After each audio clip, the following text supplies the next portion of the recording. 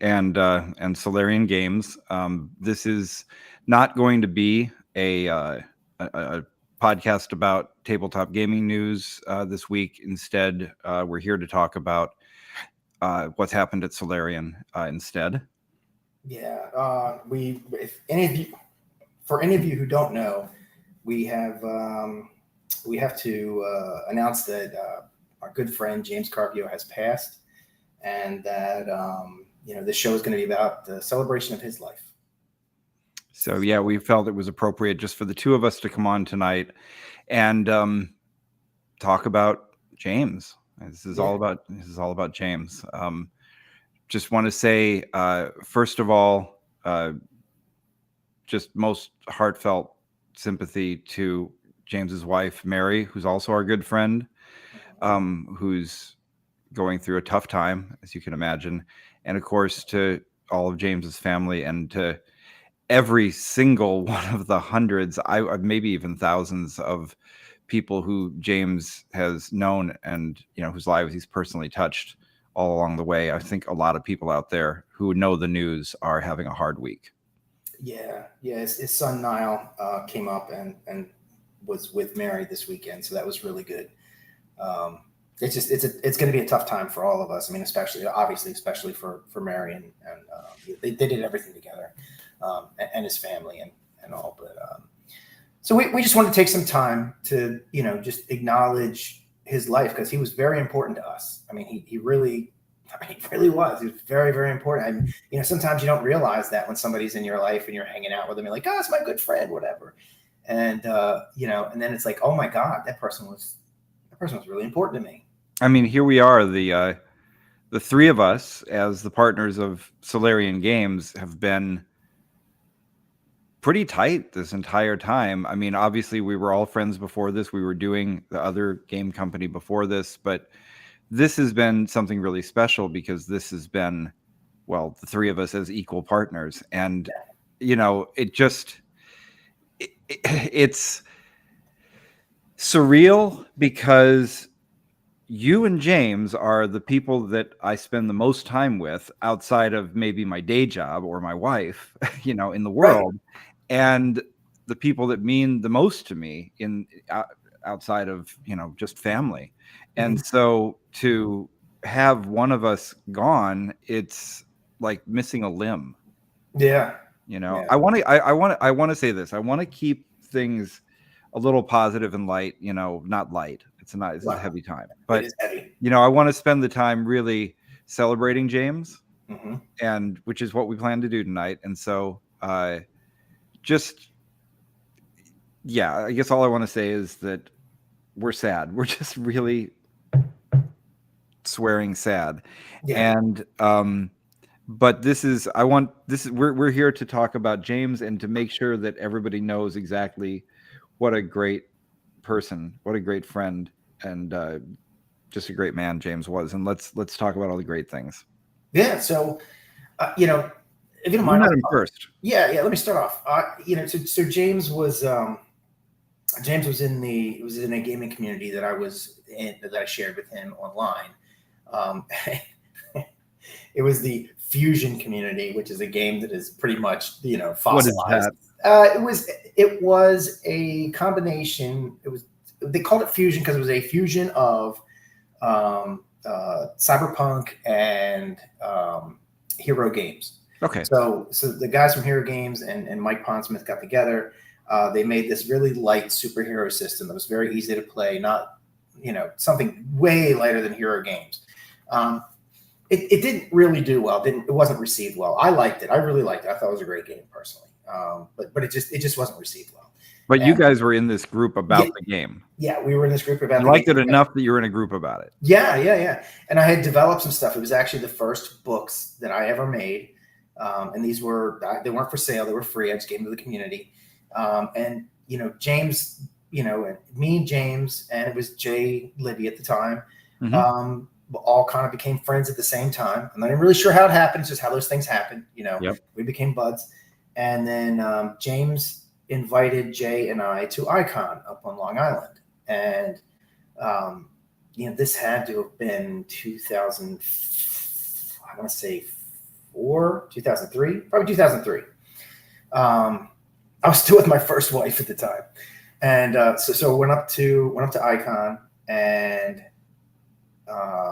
met James for the first time in person, and he's just very welcoming. It was really cool. He didn't have a lot of time for us, because he was running the gaming track and all, but he made time for us. And I remember we got together with some of the other industry guests in my room, in my hotel room, and had the first industry party, as we call it, the thing at TotalCon that we have, that party. Yeah, well, that was the first one, and I think would be like 2005 or something. 2004? It might have been 2003. It was either 2003 or 2004. And Mike Pondsmith was there, and a guy named Alex. He was with. He did the game Spycraft, I think it was. Okay. And Mike Pondsmith was there, and we hung out, and it was really cool. It was a fun little. It was only like 5-6 of us, something like that, and we hung out and had a few drinks. Mike Pondsmith likes Cosmos. That's his favorite drink, by the way. Anyway, so flash forward, went to Icon, and then started going to TotalCon, and I can't remember exactly who invited me to that. It probably was James who got me involved in that. Because just to interrupt, I think at the time James was helping to run 3 different conventions. Yeah, Kineticon, TotalCon, and Kineticon. Well, I don't think he was involved in TotalCon. He went. Okay, well, he was just a friend. He was a guest. Convention. Yeah, somebody that they loved. Right. So he was deeply involved in 3 conventions. No matter what, that's a lot of work. I mean, yeah. And Icon was huge. He was the guy that you knew if you went to conventions in New England. Right. Yeah. Yeah. And Icon was humongous. Like, they had top stars go there. Like I met you're gonna kill me now. Chewbacca. Peter Mayhew. Yeah, goddamn, I don't know. Peter Mayhew. I met Peter Mayhew. Peter's a hard name to remember. I understand. Right. Yeah, I know. It's really hard for me to remember Peter. So anyway, so we did that for years. We went to conventions, and met up, and then our lives started getting a little more intermixed as we became better friends over the years. Like, we were convention friends, and then we became friends. We even managed to go to a Airbnb a couple years ago with Angelia and Steven from TotalCon. We were like, hey, I hang out with you guys at convention stuff. I'd like to hang out with you somewhere else, some other, some place that's not a convention. We can just hang out like friends, like normal friends do. Now, James lives 6 hours away from me, so it was a little hard. Well, no, like four, something like 4.5. So it was a little hard for us to hang out. But we made an effort, and we got together. We spent the weekend together. It was a nice long weekend. We went and saw what's the bridge with the Headless Horseman? Doesn't matter. Anyway, Headless Horseman Bridge. Yeah, Headless Horseman Bridge. Sleepy Hollow. Sleepy Hollow. That's it. Yeah. So we went and stayed up there. We saw Sleepy Hollow. Went to the graveyard. We all hung out, and it was just awesome. We got up in the morning and made breakfast. Had breakfast together, and it was just cool. It was very, very cool. And so I tried to do that with James as much as I could. You got to see him a lot more than I did, because you live, up the road from him in some ways. You were a lot closer than I was in the last couple of years. Well, I met him in 2011, so a few years after you guys met, and I was able to go and find. It's what's great about this being something that has purpose, gaming and all that sort of stuff, is that I have the first email exchanges between us, like when we were introducing ourselves to each other. Oh, wow. And I've got a video of when I met him, which we can look at later because it was at Icon. But yeah, so he emailed me about the Icon. I don't know, how anybody knows anybody in the gaming industry, right? Right. We just all do some stuff, and it just kind of randomly you encounter somebody. And I was just kind of getting into the gaming industry at that point, because I was doing a podcast called Roll for Initiative, first edition AD&D podcast. I had just gotten back into gaming myself a few years earlier.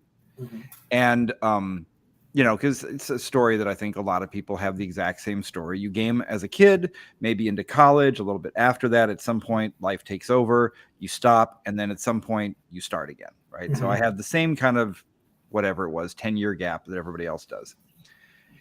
So I was just getting back into gaming, and basically what I knew was there was D&D. That's it. That's what I knew, right? I mean, you knew top secret. No, I know, but you know what I mean. I mean, right, I know. basically I knew D&D. That was the 800-pound gorilla. That was the gaming that I knew, and then other old TSR games. But I'd maybe played Vampire the Masquerade or something, but Right. I didn't know all this stuff. So even though I was deep into first edition AD&D, I didn't know the other stuff. But that I'll explain that in a second why I'm saying that, because James really did know so much more. But he invited me up to this for what they were calling a celebrity D&D game, and I have to put that in quotes because I was in it, so it obviously wasn't a celebrity D&D game.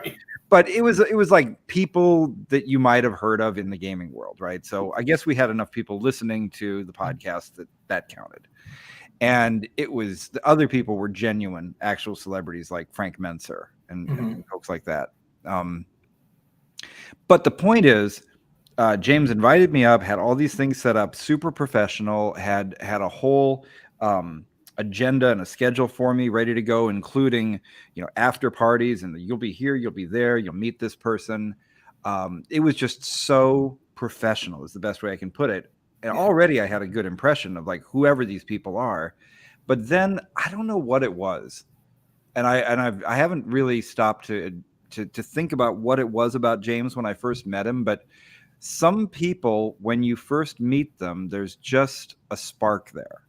And I don't know if it's charisma or presence or whatever it is, but he had something that just made you say, I got to pay attention to this guy.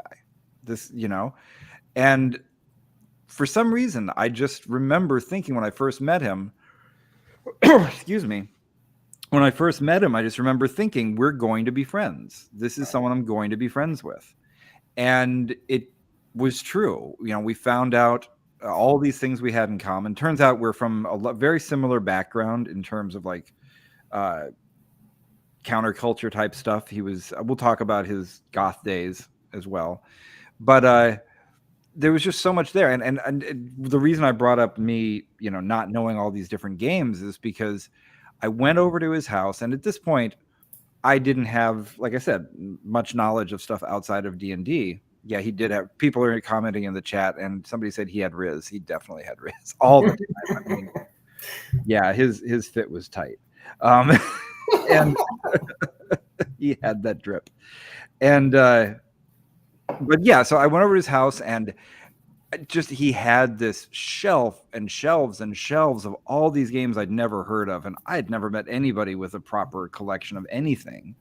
But his wasn't just a collection, it was all these games that he could talk about just endlessly, and why this one mattered more than that one, and why this begat that, and here's a system from there. And I just felt like I was sitting at the feet of a master. I was just like, this guy, he knows games. He just knows them. Yeah, he did. And it was, it's like when we decided to start doing this show, one of the things that I was really looking forward to, and we got it for the first 11 episodes, was James's library-like knowledge.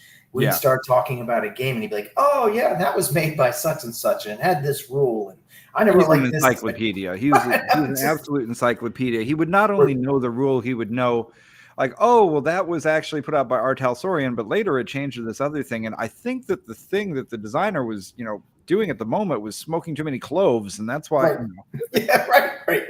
And he seemed to have this like intricate knowledge of knowing exactly when something became dated. Like it'd say, that was good up until here, but right about then it became dated. I was like, Jesus Christ. He doesn't only know games, he knows the trends in games.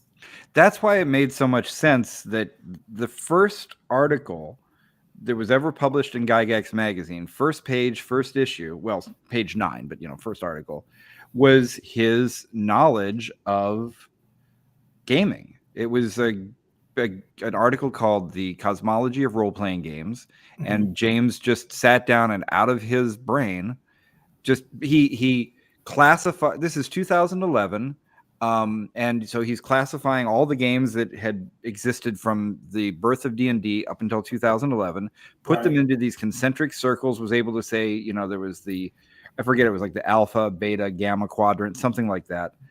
He was really clear at the time that he wasn't going to try to list every game ever. He was just saying, here's how you can trace the relationships. and that he worked with Alyssa Faden to make this beautiful visual, and she's made even more amazing version of it now. She's updated it. Oh, she made the map. She was the one that made the map. She did the map. He did the writing and the research, and she cool. figured out how to visualize that. But I don't know whose idea it was to put it as a cosmology, but the point is, it was a perfect thing for him to begin in the magazine with, because it just showed. Yeah, it was just fascinating to read. There were not a lot of histories available at the time. You could pick up old books from maybe the 80s or 90s that had a little bit of talking about what games were out there. And Shannon Appelcline had written Designers and Dragons, but it was just the first version, and it was incomplete. Had a lot of stuff that still had to be done in the second one. You just couldn't in 2011 easily say, here's the history of the gaming world. And so he didn't have some book that he could turn to. He just knew it from his experience. Right. Yeah. And that really, I just love the fact that he didn't just know the games in by title and by creator and stuff. He knew them, and that was the important part of it all. And it helped with his designs, because he could do a design and he could say, well, this was like this and it worked this way, and so. I'm sorry, I'm just looking to see if I have his book sitting up on the shelf here or not, because I haven't really unpacked in this new house yet. I don't think I have them sitting here. I was going to pull down like the Spooky Beans or Tales of the Fallen Empire, but just since we're not trying to go year by year or minute by minute, we can jump around. So the thing that I've always been most impressed by of the various things that he's done was when he created the Lucky 13 system. And that's because he knew all these different traditions of gaming and how to make something that would be both fast and fun and deep and crunchy at the same time. And it's just because he knew what ingredients to put together. Right. So I'm talking about Gygax magazine. I guess I'll just jump back to it for a second. So this is where our professional relationship and friendship began, right? When I was doing the podcast, I got this idea, hey, why don't I register a trademark for TSR, right? And so I got that, and then I was like, what do I do with it? And so James was the person I went and talked to. There was a bunch of people. We had this little crew that was all thinking about what to do. Some people had crazy lofty dreams, just absolutely unrealistic, shoot for the moon dreams. Some people had really silly ideas. James was the only person that actually had realistic ideas and who knew the people that we could talk to. I think it was James that knew Ernie Gygax first, which is why, because obviously we had to go and talk to them. And so as James and I were sitting around talking about what are we going to do with this trademark, because what do you do with a trademark like that? You have to respect it, and you can't go out and pretend to be the old company, and you can't do something where you're going to make a new fantasy role-playing game, because that wouldn't make any sense at all. No. So that's when we decided together, why don't we do it a magazine? Because that way we can talk about other people, because that's what James loved to do, was to talk, to big up other people in the industry. And so, that's when we decided to do that. And he decided to be the games editor, the person who actually understood all the games that are out there and made the magazine able to talk about things that were relevant at the time, as opposed to what I could have done, which was just to make something that looked nice, but would have been, just essentially a copy of Dragon magazine. It wouldn't have done anything new. He was the one that knew how to do something new. Yeah. Yeah. And it's funny because I think he saw potential in people. Yes. I think he had that, because when he invited me to Icon, and he made me a guest. I was actually a guest of the convention. I had done nothing to be a guest of that convention. He saw my work. He liked it. He liked me. And he's just like, well, I can make anyone a guest because I'm running the guest room. So you're a guest. And I was like, okay, I'll show up. I'll run games. I'll play the part, but I'm not really a game designer yet. Yeah. And he's like, well, you've designed stuff. I was like, yeah, but I'm not published. He's like, well, yeah, whatever. I was like, okay, sure, why not? Yeah, like you say, he saw he could see through to somebody, and he could see when somebody was no good, Mm-hmm. as well as when they were good. And I'm not going to start naming names of people that were no good, because that's not what we're doing tonight. But there's a few bullets dodged. Let's put it that way. There's a few people that I could have ended up accidentally kind of, inviting into the circle or doing whatever. And he had a good nose for trouble and knew how to steer away from it. He wasn't confrontational. He wouldn't, start shit. Right. He knew which waters to sail away from. Yeah. He didn't pull out the cannons. He just changed direction. Yeah. He knew how to take a different tack. And there would be times over the years that we are in the gaming industry, there's scandals that happen and controversies and everything. And he always navigated them well, because we never got ourselves hip deep in any of that stuff. We knew how to sail away from it because of James, who understood how to handle these things. Yeah. But like you say, he knew which people were good to know. He introduced me to Stefan Corning. Mm-hmm. Me too. Yeah. That was one of the first people he introduced me to. And just, I don't remember what James said about him. He didn't talk about all the stuff Stefan did. He wasn't like, this is the guy who's a dwarven forge and this, that, and the other thing. He talked about who Stefan was and why I would want to know him as a friend. That was all it was. And he was right. I was like, yeah, this is totally my kind of people. And I guess because it was James's kind of people. And that's how I met you, was because of James. Oh, that's cool. Yeah. And it's funny because like you were talking about personal lives, like the stuff that were similar, what we share. The three of us were all in the alternative scene, as it was. Well, you and I were at a show together in Baltimore back in the 90s and didn't know each other at the time. So, we've crossed paths. Oh, yeah. Because when you lived here for a while, and we honestly, we probably were at a lot of the same things. We probably and that's funny. Me and James were at a lot of the same things in San Francisco. We went to the same clubs. We knew we were not overlapping social circles, but if I could just rewind the video and go back and see, you'd be like, oh shit, there's James. There he is, right there, right over in the corner. Exactly. Right. We wouldn't see each other at that ministry show, though. That would have been impossible. That would have been impossible. Absolutely. Yeah. It was a good show. Yeah. So, James loved goth. That was he was, so, the three of us were into the punk scene. I know you kind of goth, right? It's weird because James was like straight up goth. There's so many definitions of goth. James and I were different kind of goth. Okay. He was the velvet goth. I was the spikes and mohawk goth. Oh, okay. I think that was the difference. But that's because he's West Coast and I was Chicago. I see. Chicago goth is kind of goofy, kind of industrial, kind of punk, kind of, doesn't take itself very seriously. And San Francisco goth is, like the full on spooky bats. I'm so goth I fart ashes. And they had a great time, and I enjoyed being in that scene, but James fit the scene better than I did. Sure. And while I was into the whole punk thing, I would have never considered myself goth. I was more of a hardcore. I leaned into the metal side of things more, Yeah, I guess maybe Typo Negative could have been a crossover for you. Right. Okay, there you go. There's sort of a metal goth kind of thing, although I didn't like the band, but I don't think James did either. I wasn't really into them either.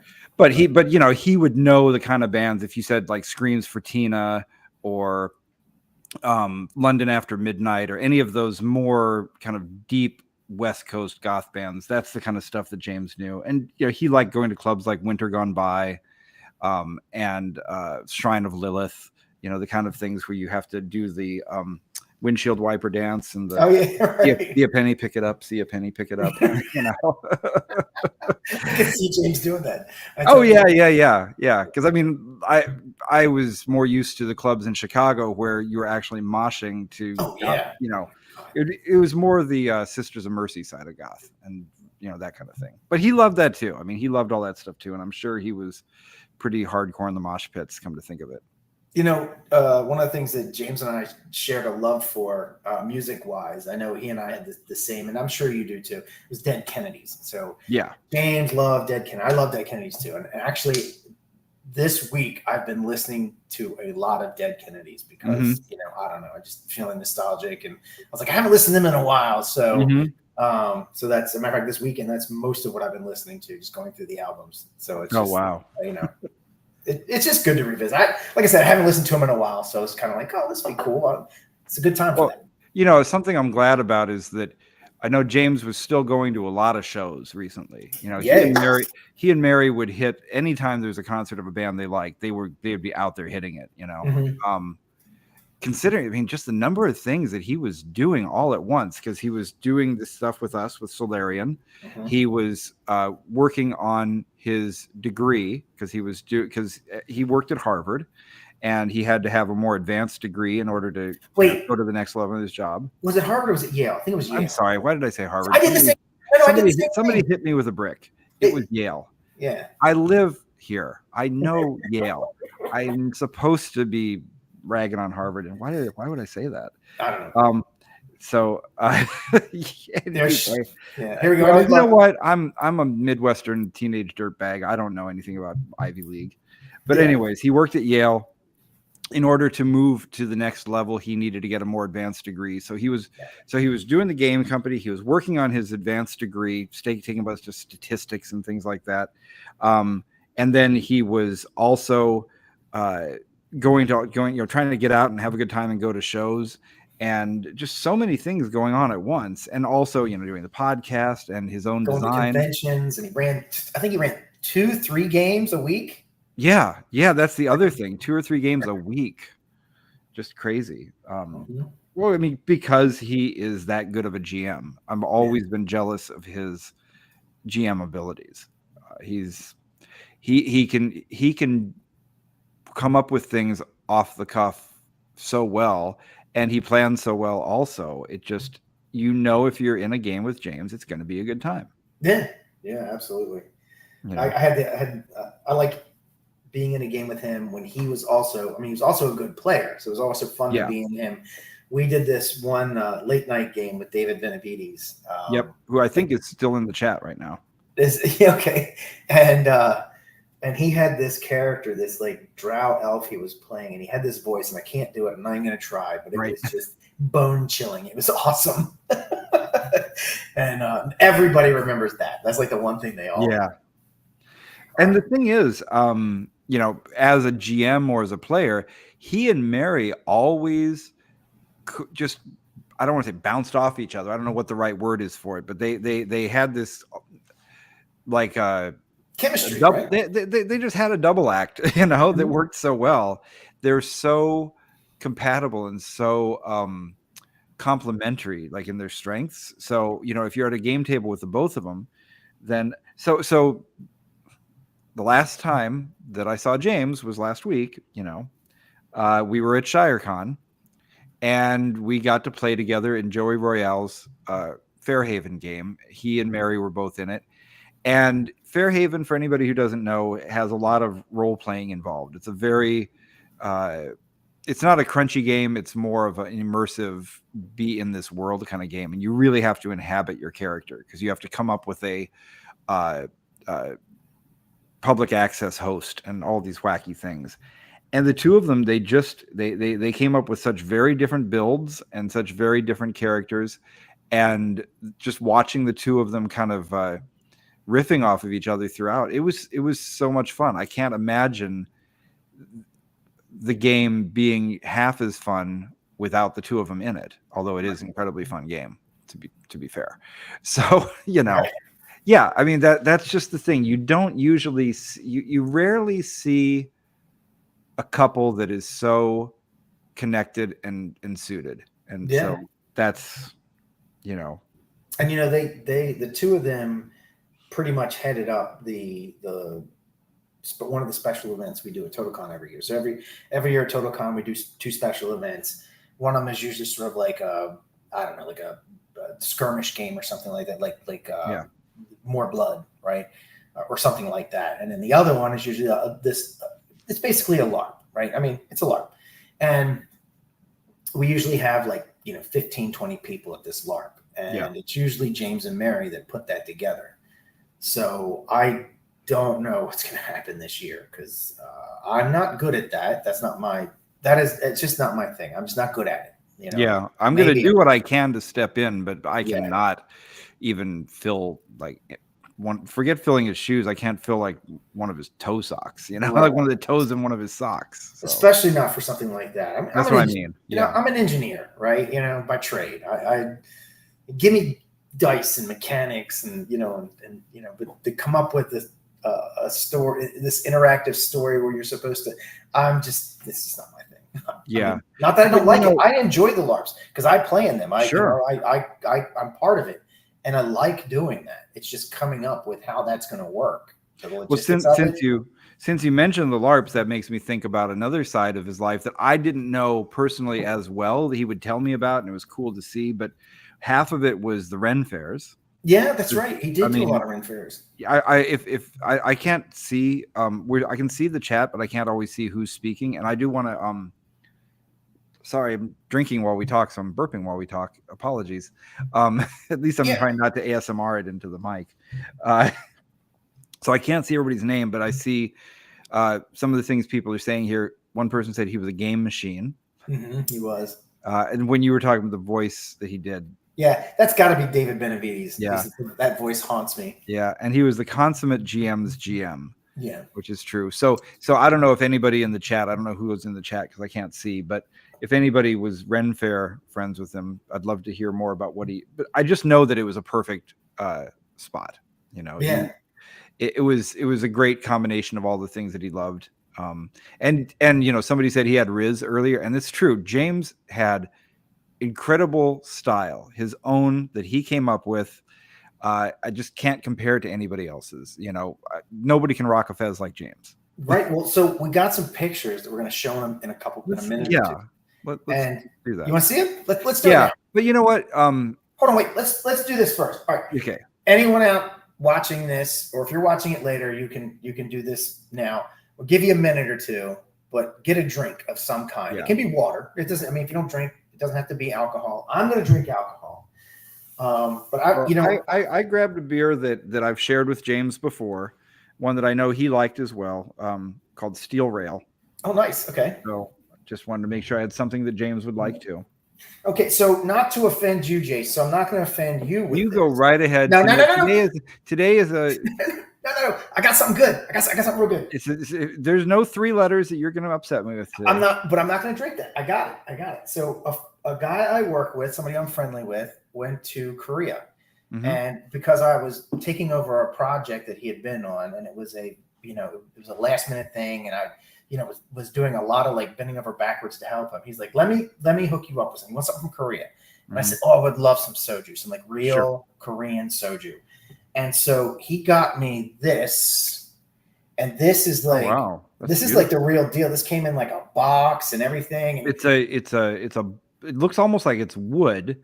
It's ceramic, I think. It's an ancient looking bottle. It's got some very kind of I Dream of Jeannie kind of feel to it, but it's wood colored, and it's got some beautiful old calligraphy on it. Right. It's got a nice cork. Like this is a fancy like cork. Wow. So and I love soju. I really love soju. Oh yeah, I agree with that. Now, the reason why this is special is because I wasn't going to crack this thing open for a while. I was saving it for some special occasion. And I hate that this is the special occasion. It's not the special occasion I wanted, but James was special. So this is the most special thing I have to drink, and I'm going to drink some of this in his honor. So if anybody's watching now or later, if you asynchronous toasts still count. That's fine. Yeah. So you, James. To James. You're the best. Oh, that's good. The other thing before we bring the photos up that I just want to talk about all the aspects of his life that we knew, and we'll look at him in the photos too. But the other thing was that, his faith as a Wiccan was very important to him. Yeah, it was. I don't know the religion well, so I'm not going to even pretend to speak to what he believed about the afterlife or what Wiccan faith has to say about anything that is happening now, but it was something that I know that it's something that he approached as a joyous thing, as a way to be connected to everyone, and a very loving thing, and is very important to him. And I just wanted to include that in the remembrances as well.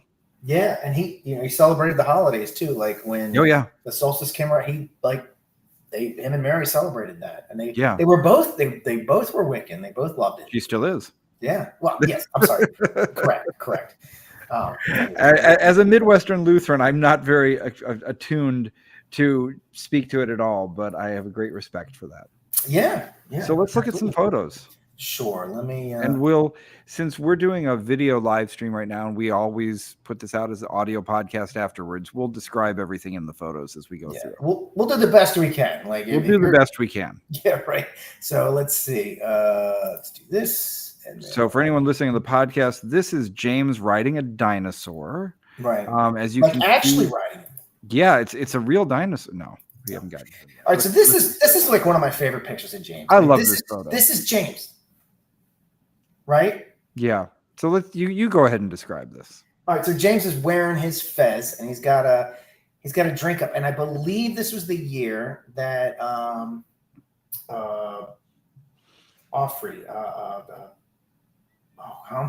Patrick Offrey brought this special brandy. He brought this. Richard Offrey. Richard, that's it. Richard. Yes, sorry. He makes the brandy.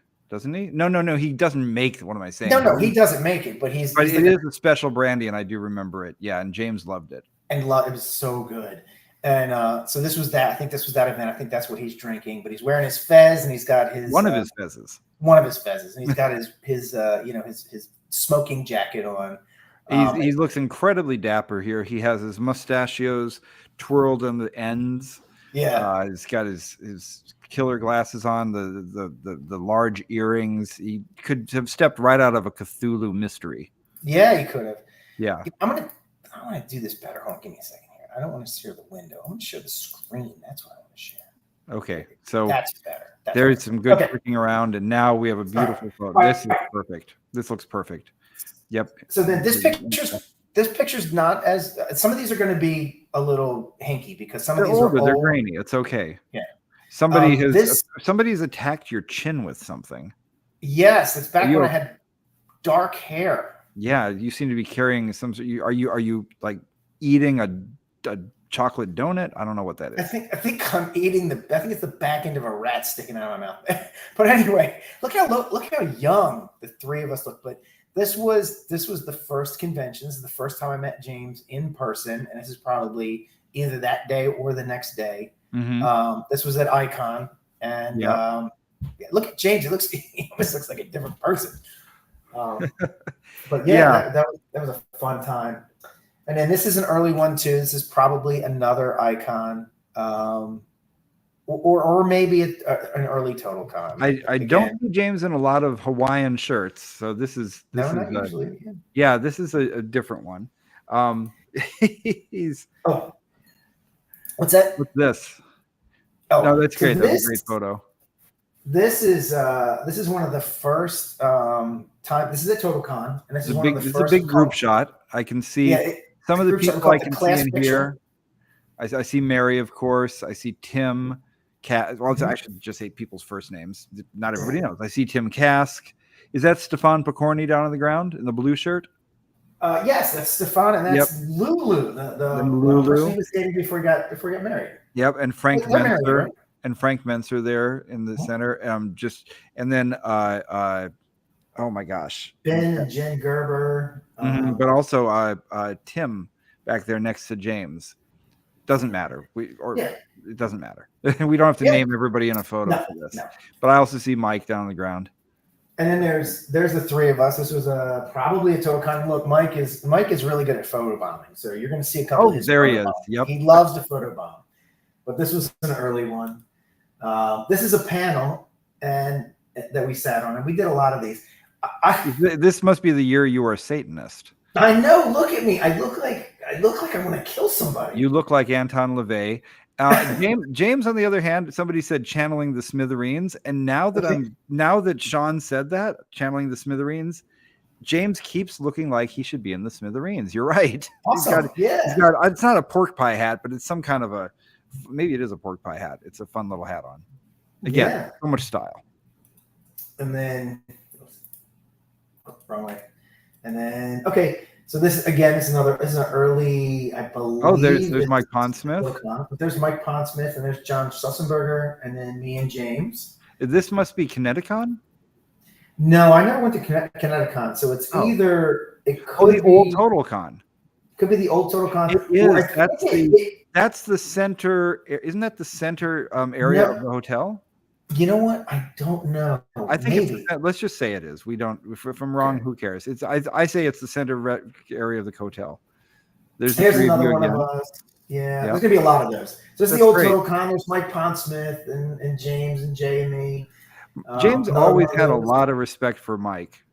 Yeah, he did. Yeah, he just loved his work and him as a person. So I hope Mike hears this show, because James had a lot of love for Mike.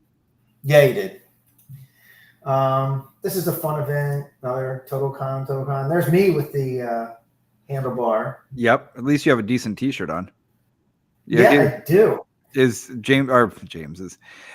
Peter's T-shirt says Pan Galactic Old Time Number 42 Quality Gargle Blaster. Yeah, it's like the Hitchhiker's Guide. Yeah, well, it's Hitchhiker's Guide, but I was trying to think of the whiskey. It's Jack Daniels. Yeah.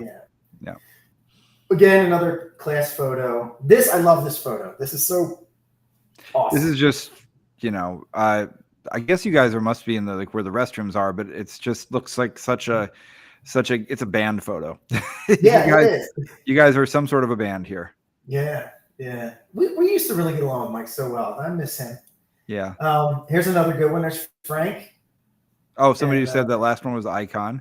Yep. Yeah. Here's Frank. I'm guessing you're at Gary Con because he's wearing a Gary Con Aloha shirt. This is TotalCon. This is definitely TotalCon. Oh, right, because it wouldn't be a lot. Yeah, of course. And there's Perconi, and there's I think in the back is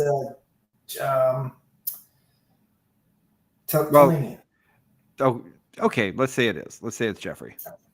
And then there's a story behind this. This is one of Stefano's legendary hallway races. Yeah, we're going. So there was a lot of alcohol left over, and we put it on one of those luggage carts, and we were going to take it down and put it. Each of us take whatever we're going to take. And Stefano comes to me and goes, "You're not going to get rid of that, are you?" we're like, no. So we wound up running. We're actually running down this hall, and somebody is filming us. There is a video of this somewhere. I think I've seen. Somebody said it to the ride of the Valkyries. It was a fun night. Oh yeah. This is us when we first started getting our room. Yeah. There's James in the middle, all of you guys around.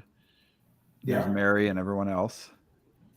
And then just another shot. Yeah. Another James class photo. Great. Another class photo.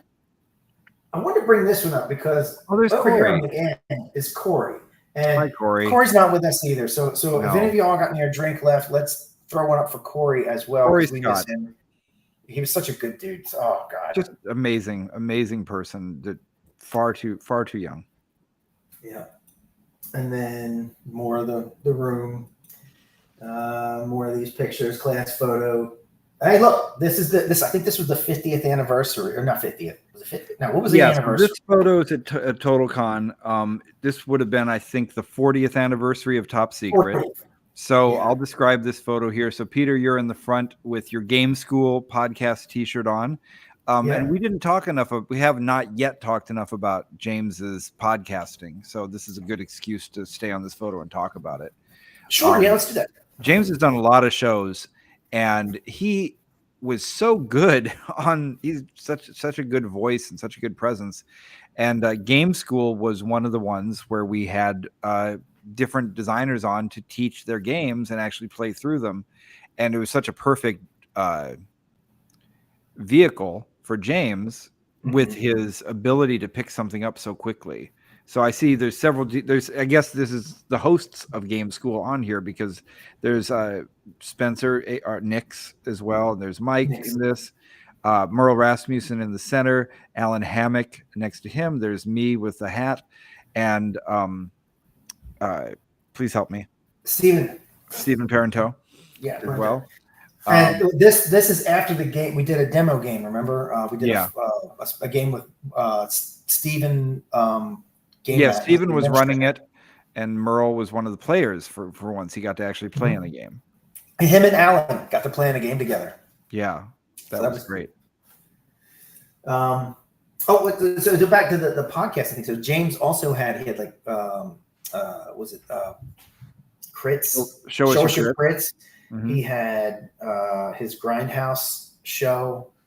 He loved podcast. He fell into like it was funny because he picked it up a little late in the game. Like he hadn't done podcasting, and then all of a sudden he started doing podcasting. He's like, "Oh, I love this," and he really loved, but he loved talking about games, so it made sense. Right. Well, and the other thing is, since we need to keep thinking about all the things that James loved, one of his absolutely passionate loves was B cinema. And exploitation cinema and grindhouse cinema, and he knew that stuff back and forth as well. With his own Death Race Z game, his love of Roger Corman films, all of these things. He knew a lot about blaxploitation films, other type of exploitation films. You name it. If it was crazy B movie from the 60s and 70s or 80s, he knew it all. And I think I'm pretty sure, I can't remember which movies we watched over the pandemic with him, but remember we were watching movies together, shared watching movies together. I want to say there was at least one of those. Oh yeah.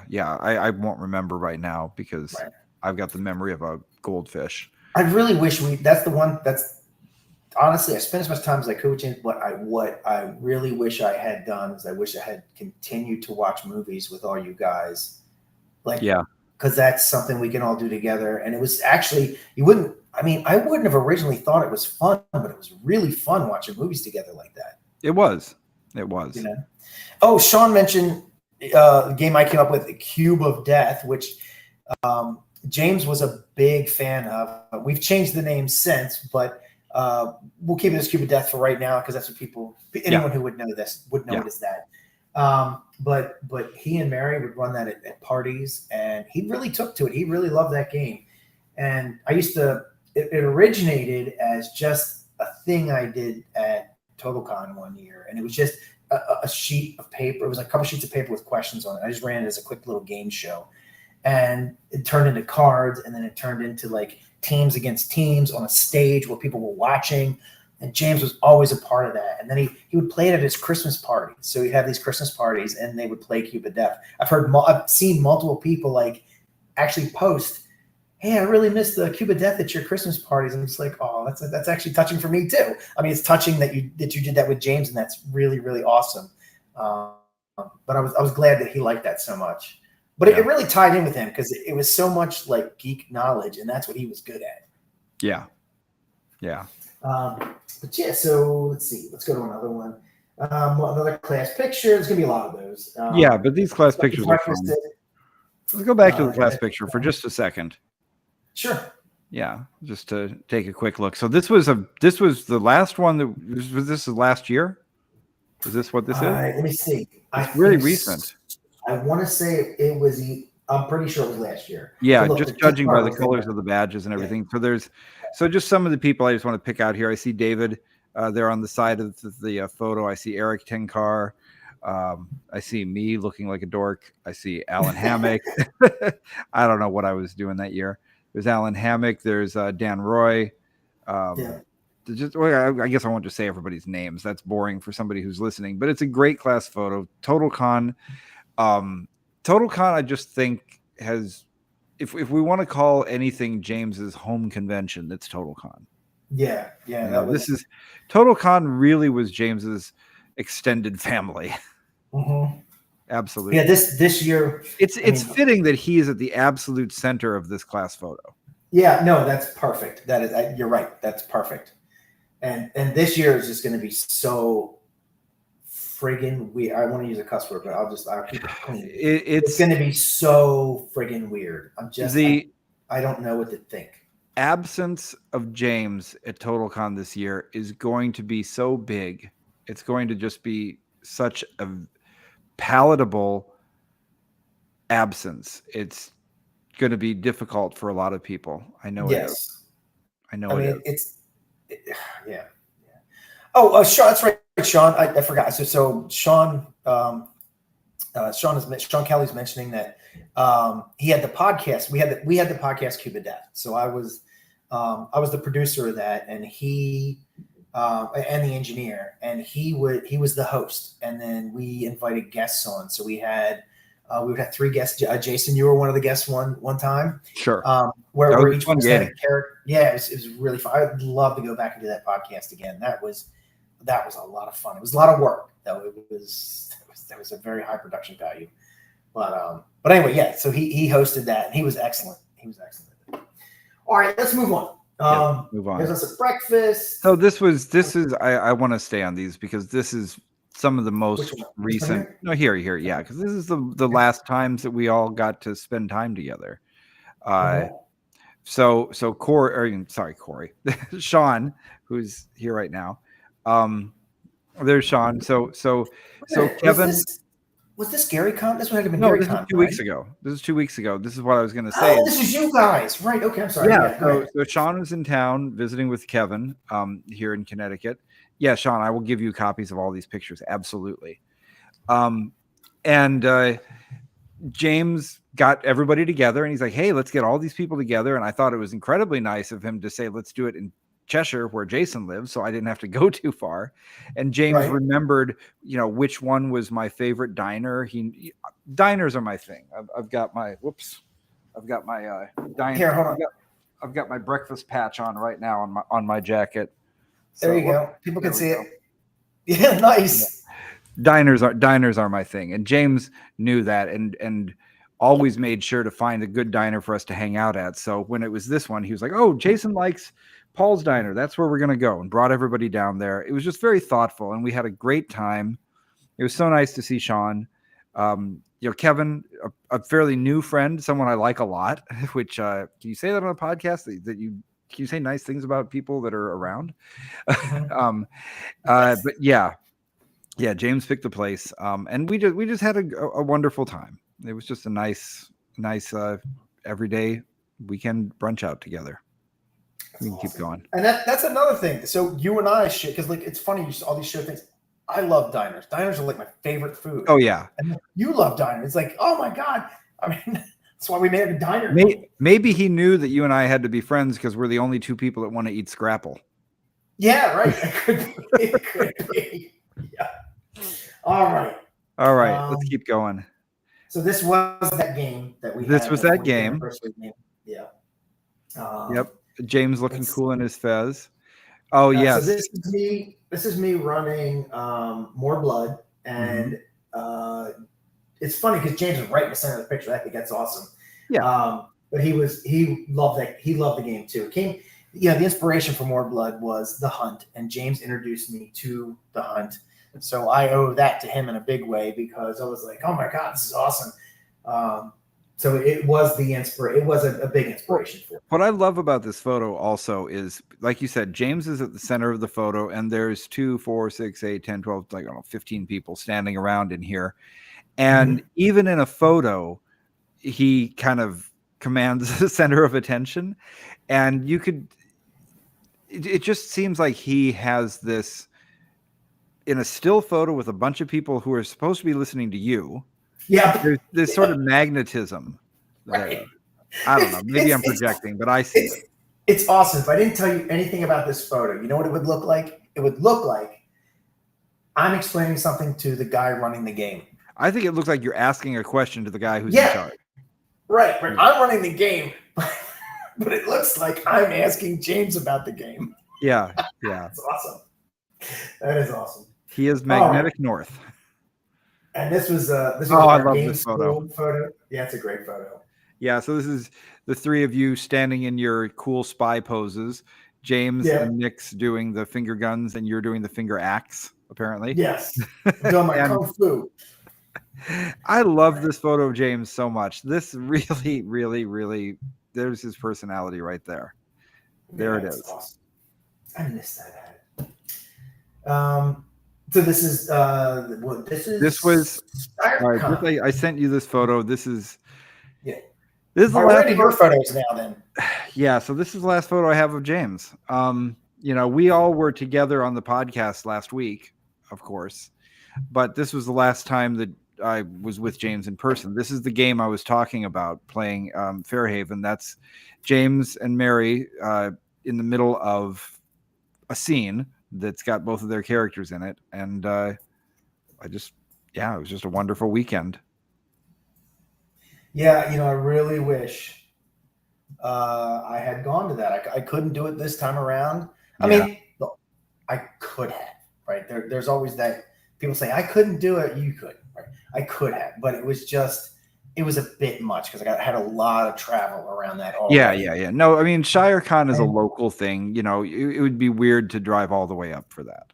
right, but I mean, like I said, you never know, right? If I had known, I would have been there, right? Like if I had any idea, I would have definitely gone. But, how much do you not want to know when something's the last time you do something?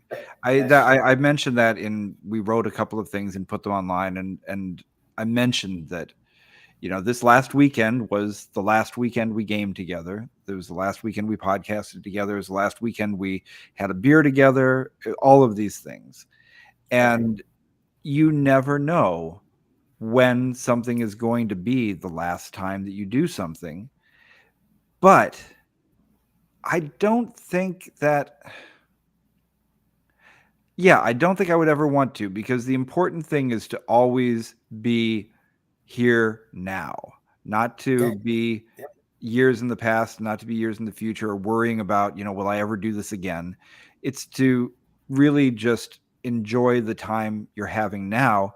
And that's exactly what we were doing. We were having a great time playing games together, hanging out, shooting the shiitake, and drinking beers, and just being friends as always. And it's why, if you ever notice, if you're hanging out with me, I don't know if you ever noticed this. When you're hanging out with me, I almost never look at my phone. Right. My phone, my wife yells at me sometimes. She's like, I texted you a bunch of times. Like, yeah, I was with people and I was being present. That's what I do. I like to be present. Yeah. So anyway, let's move on. I don't want to get preachy. So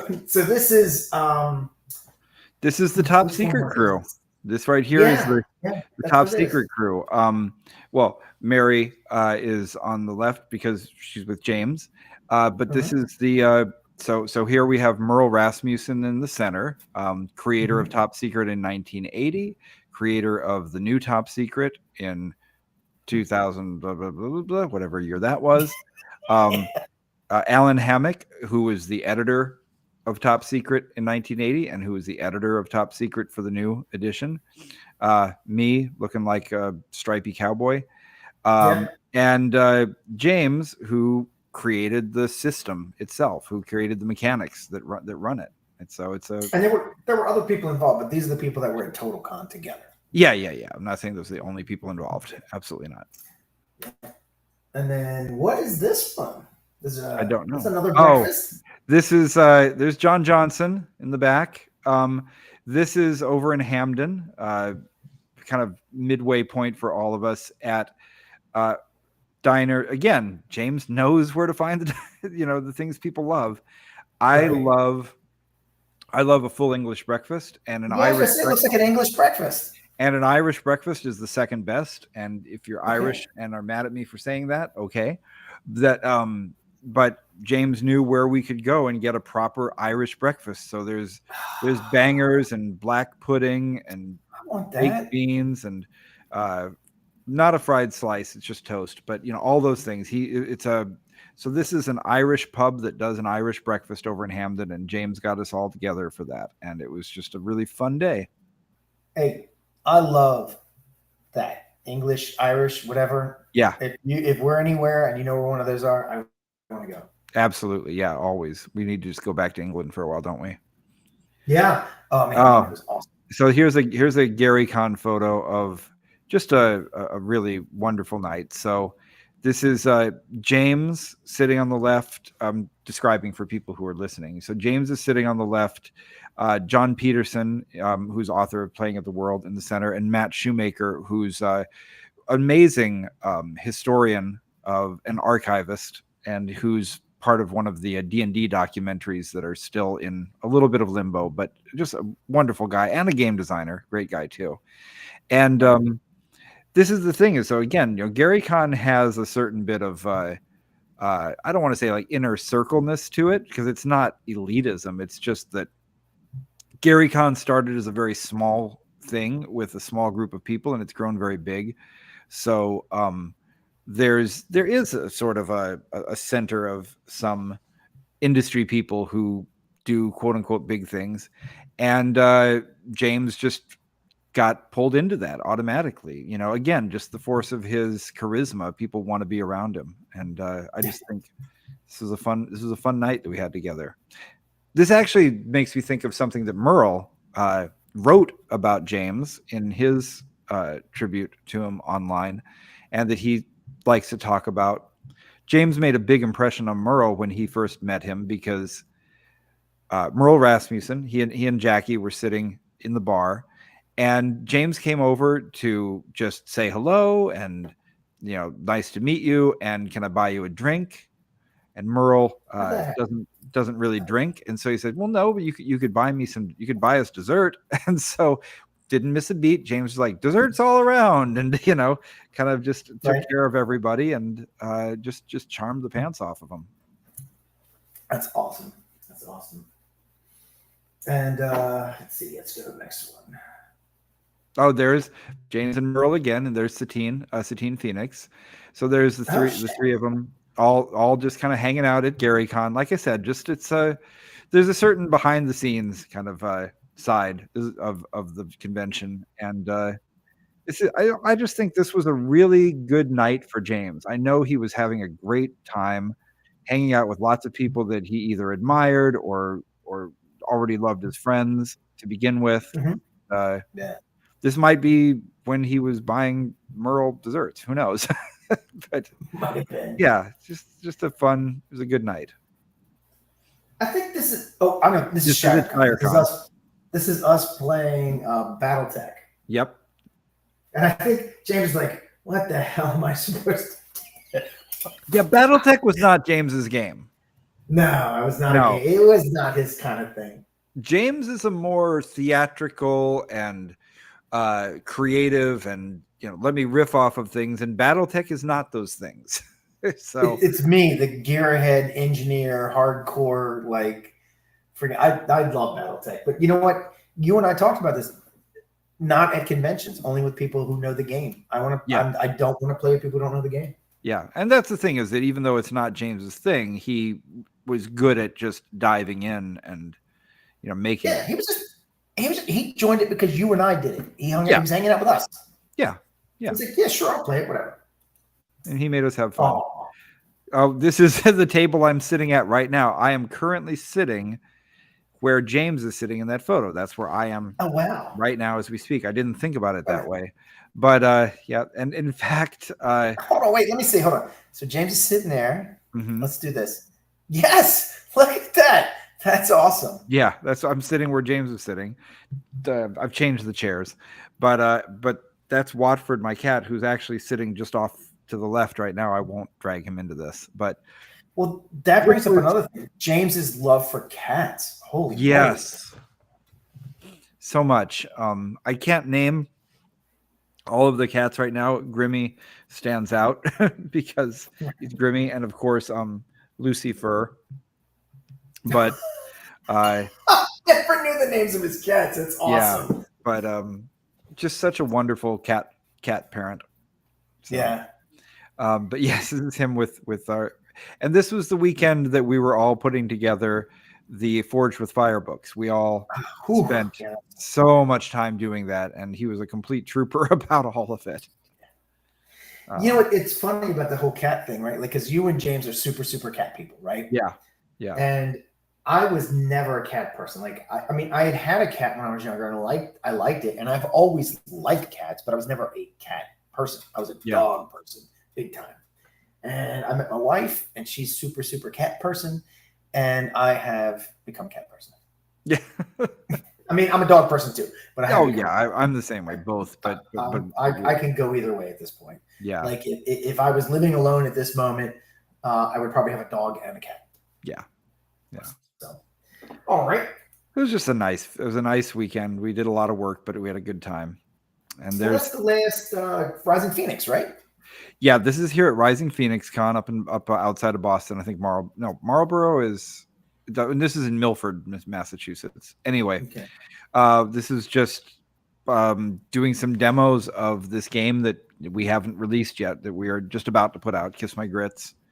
But James was out there helping to demo it and run it, and I don't know, he's just got such a great smile. I just wanted to have this photo in here. Yeah, it's a good one. That's a good one.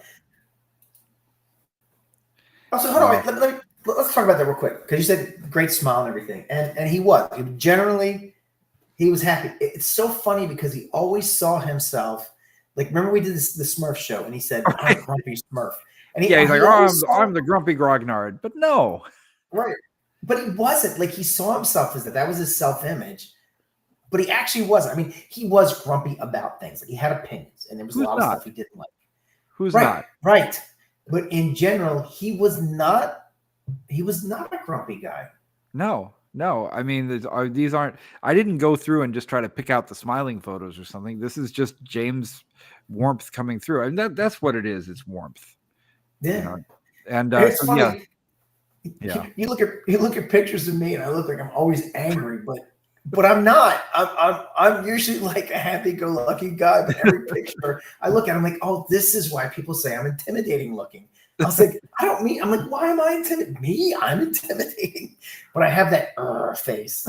Although I do remember Merle saying that the first time he met James, he was intimidated because James is tall and has tattoos and dresses like kind of a punk goth kind of thing or whatever, and Merle is from the Midwest, and he's not that, and so he just remembered he saw this great big 6 foot something guy coming over with all these tattoos and leather on and everything, and he was like striding towards him, and Merle's like, "Oh no, what's happening?" And then James was like, "Hi, I'm James, I'm a big fan, you're great." And he's like, "Oh, good." It didn't know that a giant teddy bear was coming his way. Right. A giant this photo is at one of James's favorite diners. A lot of diners are coming up in this. Down near Milford, and we just all got together for, I think this was for Christmas time, based on the fact that it says Merry Christmas on the bag. But yeah, we're just getting together to exchange gifts. That's nice. Yeah, it was a nice time. There's the crew. There's a bit more of the top secret crew. I think this is a pretty good representation here. So first of all, I love this photo of James. So it's like we said before, the photo with the fez where he had his mustaches twirled on the sides, just looking incredibly dapper. His sort of, not a tweed jacket, but whatever is going on there. Is it tweed? Why not? Just looking sharp as hell. And in the front here with Merle next to him, and then AJ Davenport next to him. AJ also worked on the game. Chad Parrish in the back there, who worked on the game, especially on adventures and things. Chad, in fact, was the person who got me back into Top Secret many years ago. And Alan Hammock, of course, the editor. And then me, and I guess I've kind of come full circle. I've got that look again. So there we go.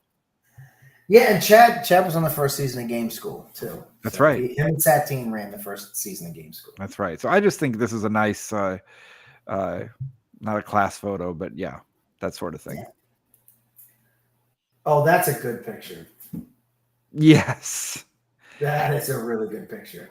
So this is a photo again at GaryCon, with Merle in the front, James again back in his 1920s pulp era look, and a friend of James in the back behind him, who I unfortunately don't remember his name right now, but he's a great guy from San Francisco who was helping out. He's one of the San Francisco crew. Yeah, one of the San Francisco crew, just really cool dude. I feel terrible for not remembering his name at the moment, but I can't remember his name either, and I hung out with him. so did I. Yeah, great guy. But yeah, it's just a really this is a great photo. If we ever need to think about a Cthulhu adventure, there it is. He's on the Orient Express. There he is. Yeah. Oh, look at this! Is this Christmas at your place, or is this at your place? Christmas at James and Mary's house? Okay. Yeah, and James in his Shrek hat. Nice. And they just put out a great spread for everybody. I forget who all showed up for it. It was more than just us, as you can tell by the spread on the table. We were not eating all that ourselves, but it was just a really fun Christmas over at James and Mary's. Yeah, I shouldn't complain. One thing I'm going to say is I hate the fact that I've never been able to do like a Friendsmas, right? Yeah. But I should not complain. I should just shut the hell up, because I always do Christmas with family. I have big family Christmases that I do. Yeah. So there are a lot of people who are fortunate. What's that? My condolences. No, it's nice. I like my family. And that's another thing. Like, I like my family. Like, how many people I can't complain. I should not complain. I should shut the hell up, right? How many people can say, I go to a big Christmas with my family? It is a good thing. I like my family. That's a good thing, right? Yeah. I want to clarify.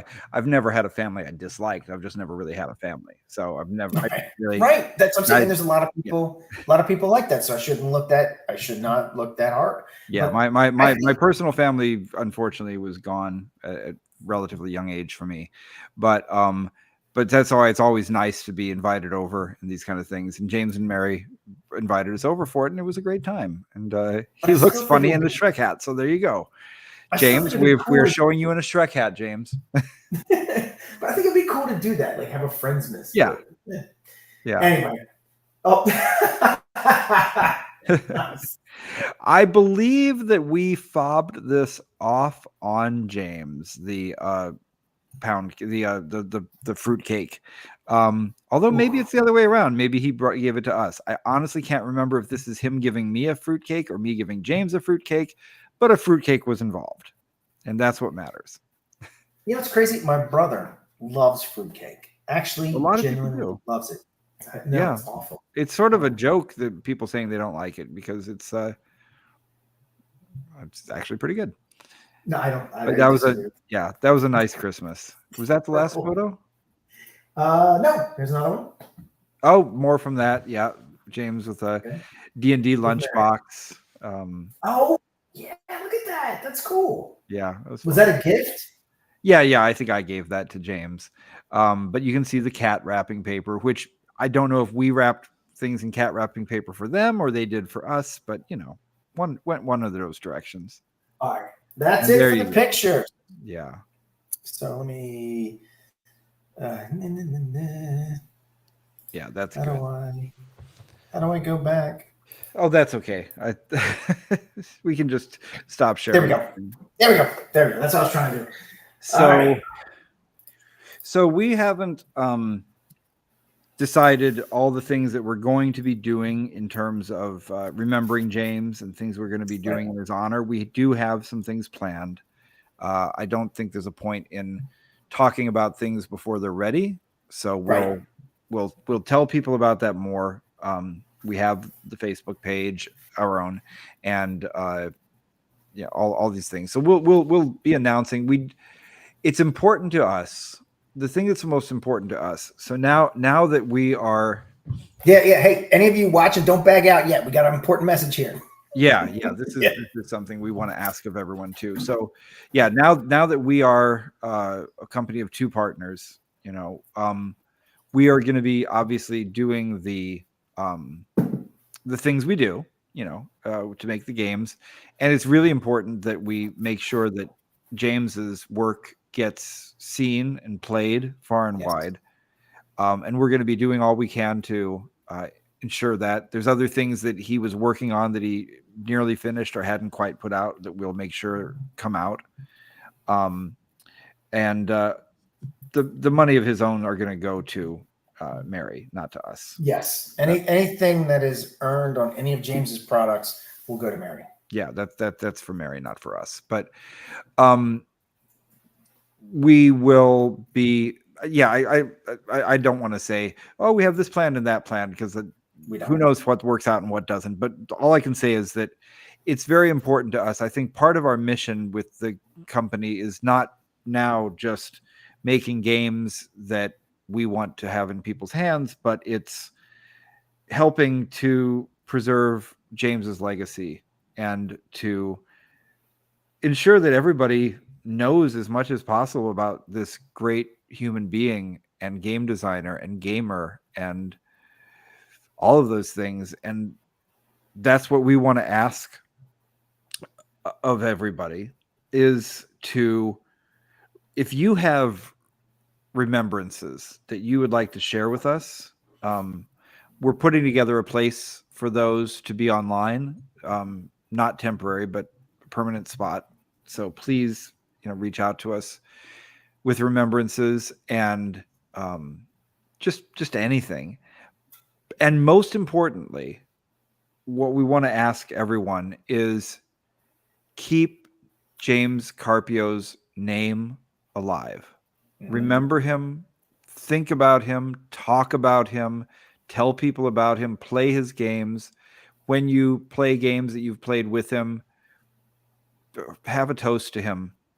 Just keep James's name alive. Yeah. Yeah. And we're gonna, we have a couple things that James was working on that we're going to finalize and we're going to put out, because he was working on it. And if any of you have ever have done anything with game design whatsoever, the biggest dream is that it gets out, right? Like if I were to pass away tomorrow, I'd be like, oh my God, I'm going to get all this stuff out. If there was anyone who could get my stuff out, that would be my biggest dream. So we're going to do that in James's honor. We've got a couple things that I know he wanted to get out. But we do know. We can talk about this one a little bit. We do know there's another version of Anarchy that he wanted out, and we have his manuscript for that. It needs to be laid out and everything. But he told us that it was pretty much done. Yeah. So we're going to look at that. We just looked at it. I don't know, today, yesterday, or something. We looked at what he had. Yeah. And so we don't really know yet what that looks like, but we plan on getting that out in his honor. And again, all proceeds will go to Mary. Yeah. And, the things that James and Mary were working on together, we'll leave that to Mary to decide what she wants to do with it.